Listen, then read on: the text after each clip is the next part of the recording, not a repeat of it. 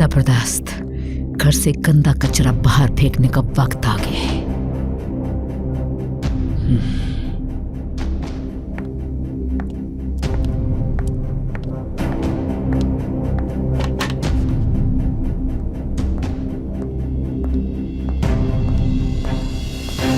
पूरे घर में इस वक्त सिर्फ हम दोनों हैं। तुम्हें वार्न किया था ना मैंने निकाह होने से पहले।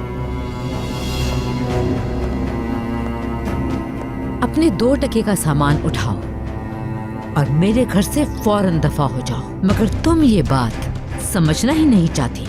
तुम्हारा ख्याल है कि रात गई बात गई। ये तुम्हारी भूल है। तुम एक मुलाजमा की बेटी हो। इस घर के मालिकिन बनने के ख्वाब जो तुम देख रही हो वो मैं कभी पूरे नहीं होने दूंगी।